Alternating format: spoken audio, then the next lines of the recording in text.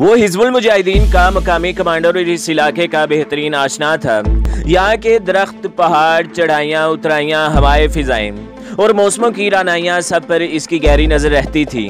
फिजा को सूंघकर वो मौसम के मिजाज का पता लगा लिया करता था। रात का ये भयानक सन्नाटा, अमूदी चट्टाने, गहरे खड्ड और खाइयाँ और तारीक जंगलात का तवील सिलसिला और हजारों फुट बुलंद खतरनाक चोटियाँ इसके लिए कुछ भी नहीं था। लेकिन आज न जाने क्यों इसे कुछ बदला बदला नजर आ रहा था।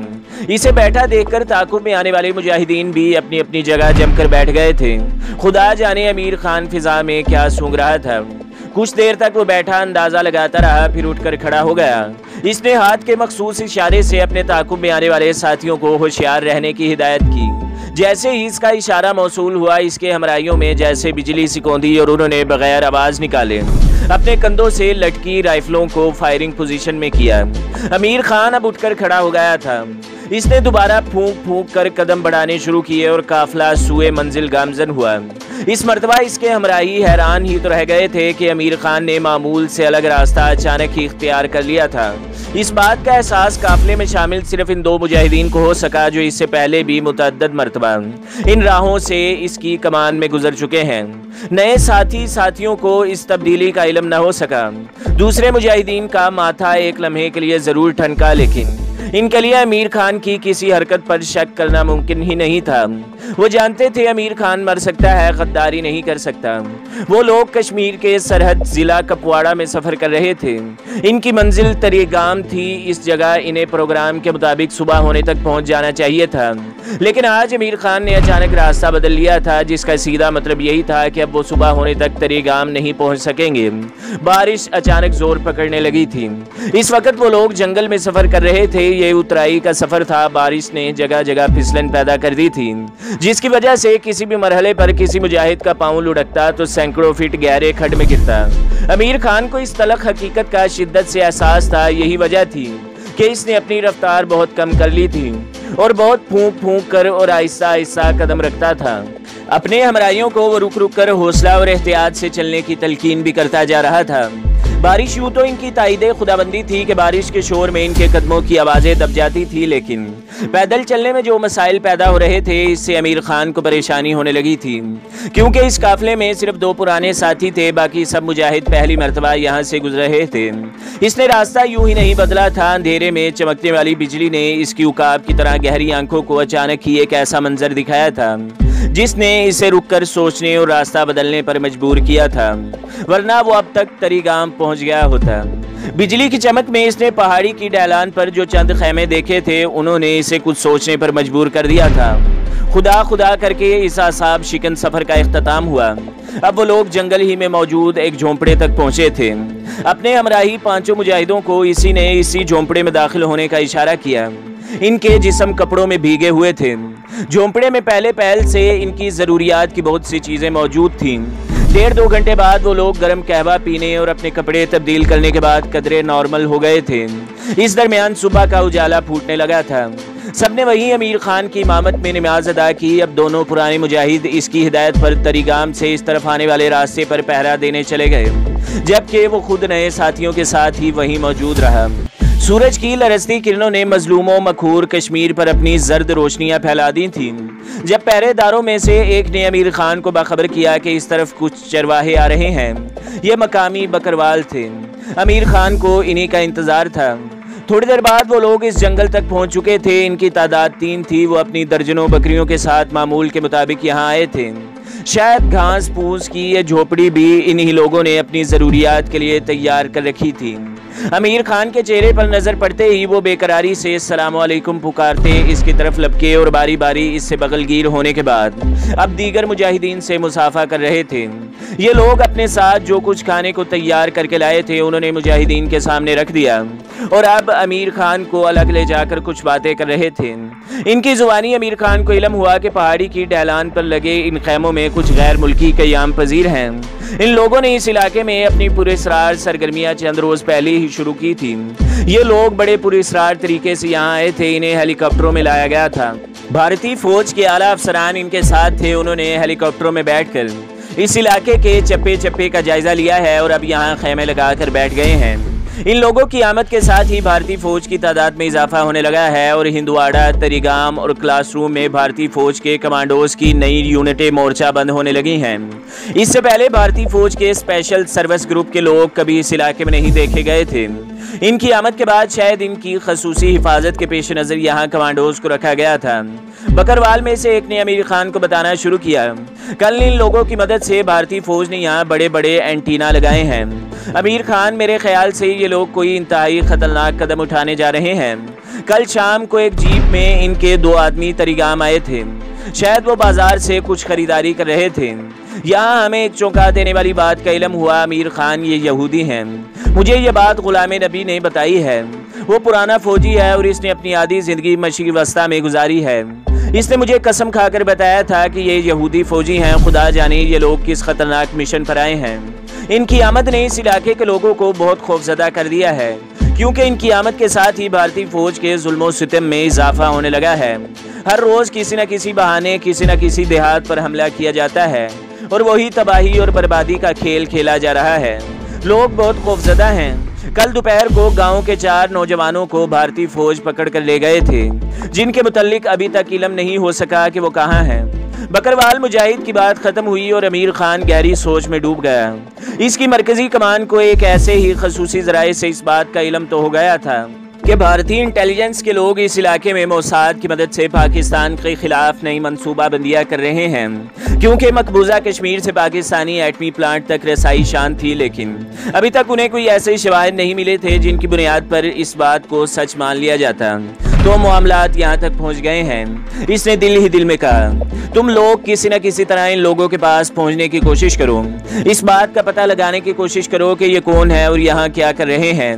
जैसे भी मुमकिन हो हमें कल शाम तक इस बात का इल्म हो जाना चाहिए। इसके बाद ही कोई राय कायम की जा सकती है। इसने अपने साथियों से कहा, ठीक है, मैं गांव वापस जाता हूं और हम दूसरे रास्ते से कुछ बकरियां चराने के बहाने इस तरफ जाने की कोशिश करते हैं। इनमें से एक ने कहा, अल्लाह तुम्हारा हामी और नासिर हो। अमीर खान ने इसे दुआ देकर रुखसत किया। अब वो वापस झोंपड़े में आ गया था। इस नई इतला ने इसे परेशान जरूर किया था, क्योंकि यहूदी की इस खित्ते में मौजूदगी कोई नेक शगुन नहीं था। दोपहर तक वो लोग रात के सफर की थकान उतारते रहे। इसी दरमियान उन्होंने जोहर की नमाज अदा की और अमीर खान ने नए आने वाले मुजाहिद साथियों को इस इलाके की ऊंच नीच से आगाह करते हुए इन्हें बताया कि शायद इन्हें अगले ही रोज यहाँ कोई बड़ा एक्शन करना पड़े। बहरहाल किसी भी फैसले के लिए उन्हें हाई कमान के हुक्म का इंतजार करना था। बकरवाल की वापसी दोपहर को हुई। इसने हाँफते हुए इन्हें भारतीय फौज के इलाके में ताज़ा तनसीबात से आगाह करते हुए बताया कि फौजियों ने इसे पहाड़ी डहलान की तरफ भेड़ें चराने से मना कर दिया और गालियां देकर वापस भेज दिया है। अब हमें खुद ही देखना होगा, अमीर खान ने बिड़बिड़ाते हुए कहा। इसने बकरवालों को एक पैगाम के साथ आगे रवाना कर दिया। इन लोगों की मंजिल हिंदवाड़ा थी, जहां दूसरे मुजाहिदीन अपनी सफ बंदियों में मसरूफ थे। इस इलाके में भारतीय फौजियों के इज्तिमा का अमीर खान ने सख्त नोटिस लिया था और इसकी ख्वाहिश थी कि जितनी जल्दी मुमकिन हो सके इन तनसीबात का सफाया कर दिया जाए, क्योंकि इस रास्ते को वो दुश्मन की दस्तबुर्द से बाहर सूरत महफूज रखना चाहते थे। 2 दिन तक वो लोग इसी जगह छुपे रहे।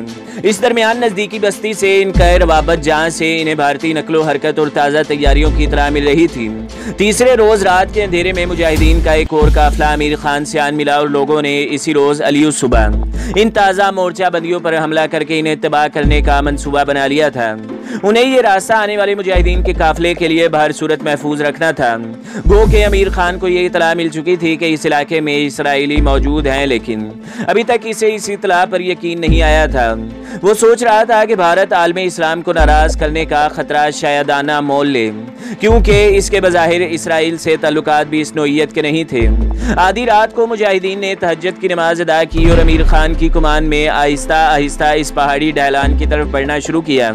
इनमें ज्यादा तादाद मकामी मुजाहिदीन की थी, जिन्हें इलाके के चप्पे चप्पे से वाकफियत हासिल थी। दिन के उजाले में दूरबीन की मदद से अमीर खान ने इन्हें इनके मुमकिना अहदाफ से आगाह कर दिया था और इनके जिम्मे ये काम लगाया था कि उन्हें फर्दन फर्दन इन ताज़ा तामीरात को तबाह करना है। बड़े बड़े एंटीना तबाह करने के लिए उन्होंने खसूसी तौर पर कपवाड़ा मरकज से बारूद की सुरंगें मंगवा ली थी। 4 मुजाहिदों का काफिला जान हथेली पर रखकर रवाना हुआ। ये इनका हर दस्ता था। इस दस्ते के जिम्मे ये काम लगाया गया था कि वो ताज़ा तनसीबात में डायनामाइट लगाए, जबकि दूसरे मुजाहिदों ने अमीर खान की कमान में शबे खून मारना था। अमीर खान की हर मुमकिन कोशिश थी कि यहाँ मौजूद 3-4 गैर मुल्कियों को जिंदा गिरफ्तार कर लिया जाए। बसूरत दीगर इन्हें कभी इस बात का इल्म न हो पाता कि ये लोग कौन हैं और किन खतरनाक मंसूबों के साथ यहाँ मौजूद हैं। चीते की तरह दबे पाँव बगैर आवाज़ बुलंद किए खून रगों में मुंजमद कर देने वाली इस भयानक रात में मुजाहिदीन कदम ब कदम आगे बढ़ रहे थे। अभी वो मतलूबा हदफ से चंद गज ही दूर थे जब अचानक सर्च लाइट की तेज रोशनी जागी।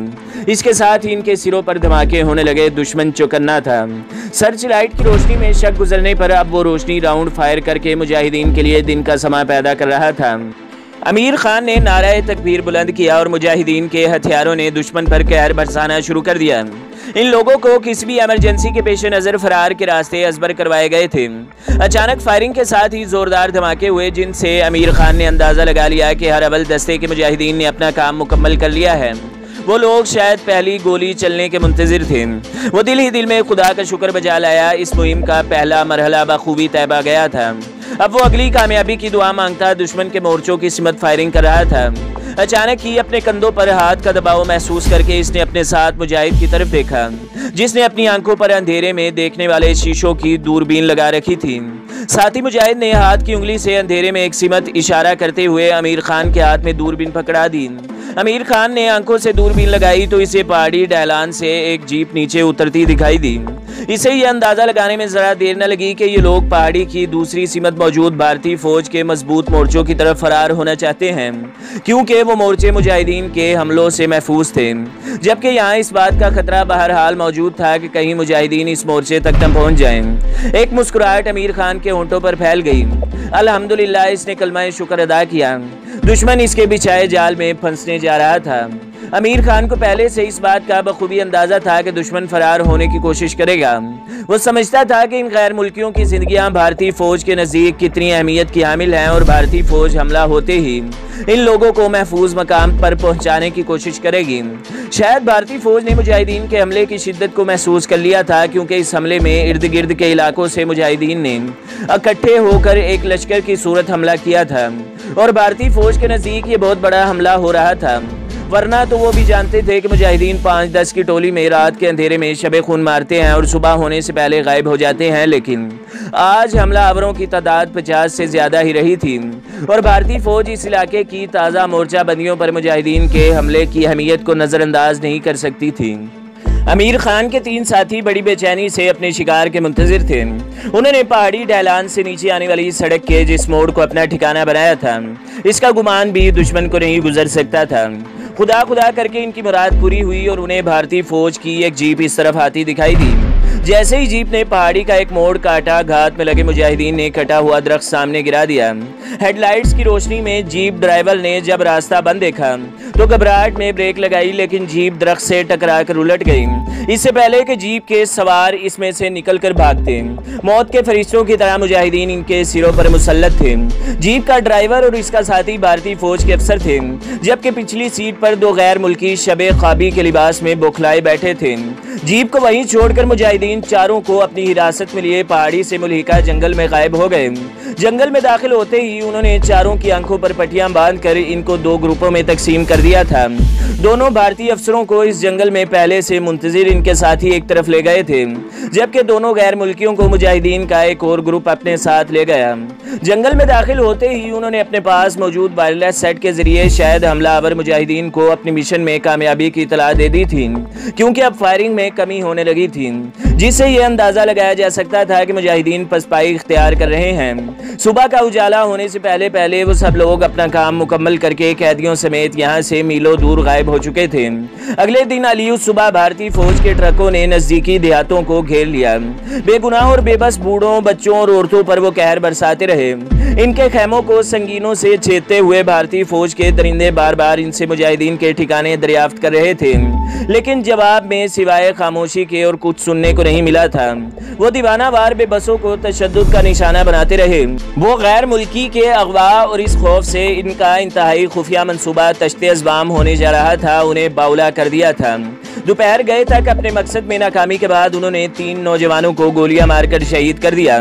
5 बच्चियों और गांव के 10-15 नौजवानों और बूढ़ों को इकट्ठा करके ले गए और वो नजदीकी देहातों पर पेट्रोल छिड़क कर लकड़ी के मकानों को नजरे आतिश कर दिया था। दोनों गैर मुल्की कैदियों को मुजाहिदीन अपने मरकज में ले आए थे। दोनों की आंखों से पट्टियां उतार दी गई थी तो उन्हें यूं महसूस हुआ जैसे वो अंधे हो गए हों, क्योंकि इनके अंदाजे के मुताबिक गुज़श्ता 3 घंटे से वो मुसलसल हालत सफर में थे। इस दरमियान कभी पैदल, कभी खच्चर की पीठ पर, कभी किसी मुजाहिद की पीठ पर और कभी किसी गाड़ी में उन्होंने सफर तय किया था। दोनों को नॉर्मल होने में 2-3 मिनट लगे थे। कौन हो तुम लोग, हमें यहाँ क्यों लाया गया है? इनकी आंखें कुछ देखने के काबिल हुई तो इनमें से एक ने अंग्रेजी जुबान में सवाल किया। मेरा नाम कमांडर मुख्तार है, हमारा ताल्लुक कश्मीर की तहरीक आज़ादी से है और हम तुम्हें गिरफ्तार करके लाए हैं क्योंकि तुम हमारे दुश्मन फौजियों के साथ मिलकर हमारे खिलाफ जंग लड़ रहे थे। इनके सामने खड़े लंबे तड़ंगे कश्मीरी मुजाहिद ने जवाब दिया, लेकिन हमने तुम्हारे खिलाफ जंग नहीं की। शख्स ने जवाब दिया, ये तो तुम्हारा बयान है जबकि हमारी इतलात मुख्तलिफ है। हमने तुम्हारे साथ दुश्मन के 2 अफसरों को भी गिरफ्तार किया है जिनकी मदद से तुम फरार हो रहे थे। जवाब मिला, देखो हम इंजीनियर्स हैं, हमारा किसी फौज या लड़ाई वगैरह से कोई ताल्लुक नहीं। अगर तुम हमें गिरफ्तार करोगे तो ये बैनुल अक़वामी इंसानी कवानीन की खिलाफ वर्जी भी होगी। हमारा ताल्लुक भारत या भारत की फौज से नहीं है। मेरे ख्याल में आप दोनों अपना तारुफ करवा दें तो हम बात आगे बढ़ाएं। मेरा नाम जैक्सन और मेरे साथी का नाम अर्नी है। इस मर्तबा जवाब दूसरे गैर मुल्की ने दिया था। आपका ताल्लुक किस मुल्क से है और आप यहाँ क्या कर रहे हैं? कमांडर मुख्तार बड़े एहतराम से दरियाफ्त किया, हमारा ताल्लुक स्वीडन से है। हम एक बाहमी मुआहदे के तहत भारतीय हुकूमत की मदद के लिए आए हैं। हम इस इलाके में टेली मुवासलात नस्ब करने के एक मंसूबे पर काम कर रहे हैं। जैक्सन ने जवाब दिया। मुख्तार ने एक लम्हे के लिए बारी बारी इनके चेहरे की तरफ देखा। इस दरमियान कमरे में मौजूद बाकी मुजाहिदीन खामोशी से अपनी जगह जमकर बैठे रहे। क्या आपको यकीन है मिस्टर जैक्सन कि आप लोगों ने सच बोला है? कमांडर मुख्तार के इस अचानक नफ्सियाती हमले ने एक लम्हे के लिए दोनों को गड़बड़ा कर रख दिया। हमें झूठ बोलने की क्या जरूरत है? हम इस लड़ाई के फरीक तो नहीं है, इसने बज़ाहिर संभल कर जवाब दिया। ठीक है, आप हमें अपनी मुकम्मल तफसीलात मुहैया कीजिए। हम अपने ज़राए से आपके बयानात की तस्दीक करेंगे। अगर वाकई आपका ताल्लुक स्वीडन से है तो हम स्वीडन हुकूमत से आपकी रिहाई के लिए बात करेंगे। कमांडर मुख्तार ने जवाब दिया, देखो जेंटलमैन, हम सिविलियन लोग हैं और हमें तंग करना आपको जेब नहीं देता। इस मर्तबा अर्नी ने बड़े नरम लहजे में इससे कहा। इस दरमियान 2 मुजाहिद इनके लिए पुरतकल्लुफ नाश्ता लेकर अंदर दाखिल हुए। मुझे अफसोस है आपको जहमत उठाना पड़ी और नाश्ते के लिए कुछ देर हो गई। आप अपनी पसंद के खानों से हमें आगाह कर दीजिए, हम कोशिश करेंगे कि आपकी मर्जी के मुताबिक आपकी खिदमत कर सकें। मुझे अफसोस है आपको जहमत उठाना पड़ी, लेकिन इसके जिम्मेदार हम नहीं, भारतीय फौज है। मुझे माजरत के साथ आप लोगों को बताना है कि जब तक तस्दीक न हो जाए कि आप वाकई वही हैं जो खुद को बता रहे हैं, तब तक हम आपको कोई जमानत नहीं दे सकते। आप लोगों की सही शनाख्त के बाद ही कोई बात करने की पोजीशन में होंगे। कमांडर मुख्तार ने इनकी तवक्का से बढ़कर बेनियाजी का मुजाहिरा किया था। अभी तक वो इनके साथ बड़ा शरीफाना बर्ताव कर रहे थे, लेकिन ये बात गलत है। आप गलती कर रहे हैं। जैक्सन का लहजा खासा तलख हो गया था, वो गुस्से में दिखाई दे रहा था। हम अपने किसी भी अमल की जिम्मेदारी कबूल करते हैं। हम जो कुछ भी कर रहे हैं इसके लिए किसी और को जिम्मेदार नहीं ठहराते। लेकिन मिस्टर जैक्सन या आप जो कोई भी हैं, इस बात का ख्याल रखिए कि आप कम अज़ कम इस पोजीशन में अभी नहीं हैं कि हमारे किसी इक़दाम के गलत या सही होने के फैसले कर सकें। मेरे ख्याल से आप खुद को नॉर्मल रखें, यही आपके लिए बेहतर है। दूसरी सूरत में नुकसान आप ही का होगा। फिलहाल आप नाश्ता करें, आराम फरमाएं, फिर मुलाकात होगी। इतना कहकर वो बाहर निकल आया। बाकी मुजाहिद भी इसके ताक़ुब में बाहर आ गए थे। दोनों गैर मुल्कियों ने इसके साथ ही दरवाज़ा बंद होने की आवाज़ सुनी। दोनों कमरे में अकेले रह गए थे जहां इनकी आंखें खोली गई थीं। लकड़ी बना हुआ रिवायती कमरा था जिसमें 2 पलंग, 2 कुर्सियां, एक मेज रखी गई थी और एक कोने में लैंप रखा हुआ था। दोनों हुंकों की तरह एक दूसरे की तरफ देखते रहे। फिर कुछ सोचते हुए दोनों ने नाश्ता जहर मार करना शुरू किया। नाश्ता इनकी तवक्का से बढ़कर पुरतकल्लुफ था। यूं भी मुसलसल भाग दौड़ ने इन्हें थका दिया था और अब वो भूख भी महसूस करने लगे थे। इस बात का इल्म तो दोनों ही को था कि उन्होंने झूठ बोला है और जल्द या बदेर मुजाहिदीन को इस बात का इल्म हो जाएगा। इसके बाद ये लोग इनके साथ क्या सलूक करेंगे, फिलवक्त दोनों इसी सोच में गलतां थे।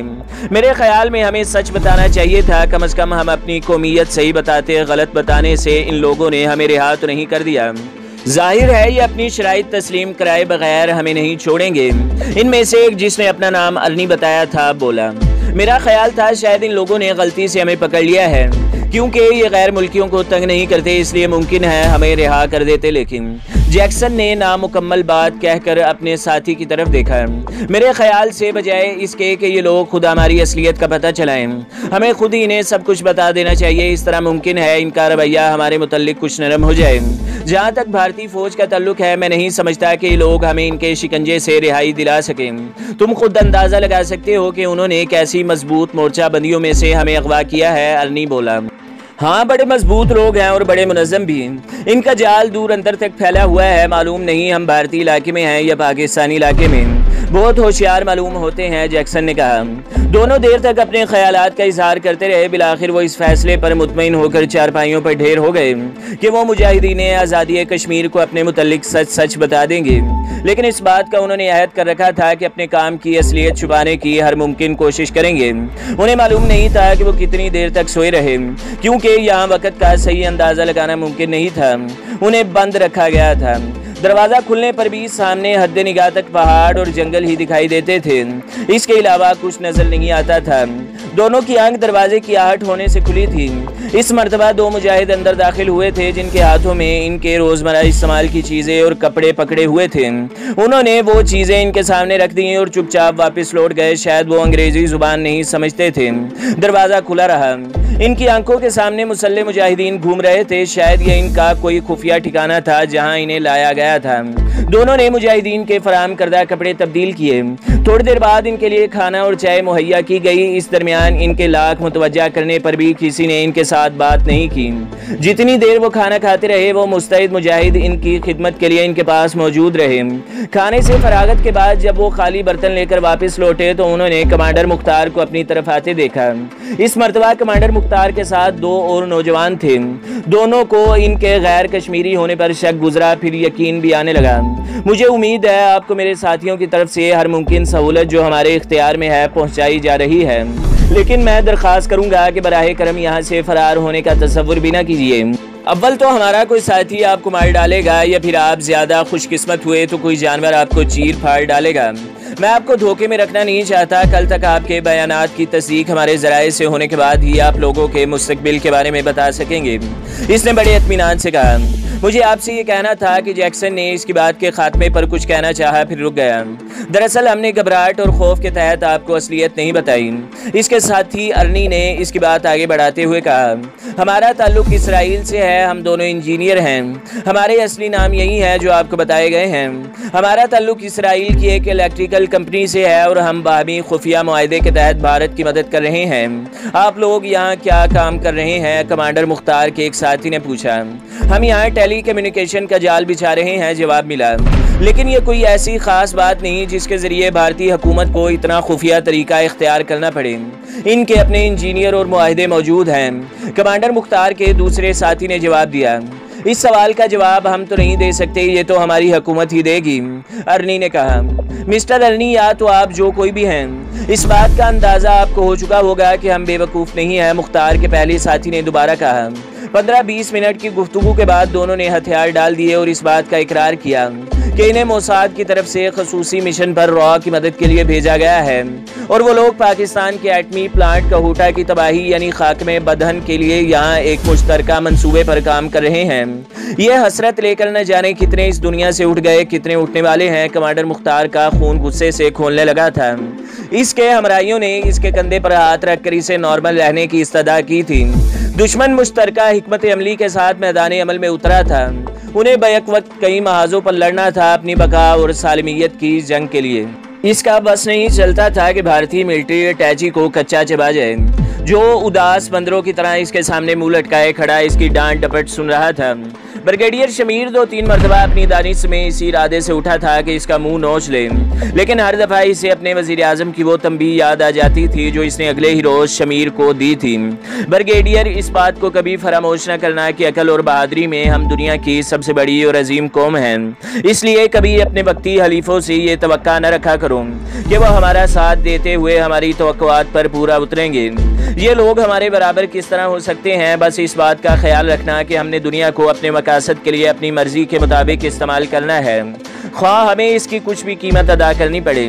पाकिस्तान बुनियाद परस्तों का मुल्क है। इन लोगों की फितरत भी अलग किस्म की है। दुनिया के दीगर मुस्लिम ममालिक की तरह ये सिर्फ धमकियां नहीं देते, अगर इन्हें मौका मिला तो वो कुछ भी कर गुजरेंगे। हमें पाकिस्तान की एटमी सलाहियत को ख़त्म करना है और इसके लिए हमारा बेस कैंप भारत बना है। हम भारतीयों की नाराज़गी का खतरा मोल नहीं ले सकते। अफगानिस्तान की सूरत हाल ऐसी नहीं रही कि हम इनसे ज़्यादा तवक्कुआत वाबस्ता कर सकें, इसलिए बड़ी एहतियात से इन लोगों से डील करना।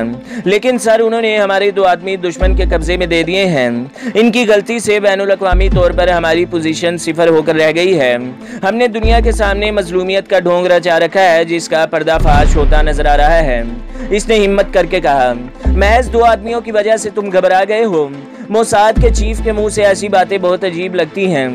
मिस्टर शमीर, तुमसे किस गधे ने कहा है कि हम इस इल्ज़ाम को तस्लीम कर लेंगे? हम कब ये मानने जा रहे हैं कि वो दोनों इसराइली हैं? ना ही भारतीय हुकूमत इनके इस इल्ज़ाम को तस्लीम कर रही है, और यूं भी कोई से 2 गैर मुल्की पकड़ कर उन्हें इसराइली बनाया जा सकता है। जब तक ये लोग इन्हें बैनुल-अक़वामी प्रेस के सामने पेश नहीं करेंगे, इनकी बातें कैसे सच मानी जाएंगी? बेफिक्र रहो, दुनिया का बेशतर प्रेस हमारे कब्जे में है और हम दुनिया को सच्चाई वो बताएंगे जो हम चाहते हैं कि दुनिया के इल्म में आए। और हाँ, इसने बाहर जाते हुए ब्रिगेडियर शमीर को रुकते हुए कहा, मुझे इल्म है कि यकीनन दोनों तुम्हारे बहुत काम के आदमी होंगे, लेकिन याद रखना, अजीम इसराइल की बका के लिए इनके बेटे और बेटियां हमेशा जानों के नजराने पेश करते आए हैं। एक लम्हे के लिए ब्रिगेडियर शमीर के जिस्म में सनसनी की लहर दौड़ गई। वो अपनी जगह सुन होकर रह गया था। इस बात का तो इसे इल्म था कि माजी में इसके मुल्क का वजीर आजम भी इसकी तरह दहशत गर्द रहा है, लेकिन वो आज भी इतना ही बड़ा दहशत गर्द है, इस बात का अंदाजा इसने नहीं लगाया था। इसका वजीर आजम इसे मशवरा दे रहा था कि अगर मोसाद और रॉ के इस खुफिया मुआहदे की सच्चाई दुनिया के इल्म में आने लगे तो इसके दोनों सबूत ज़ाया करके इस बात को झूठ साबित कर दे।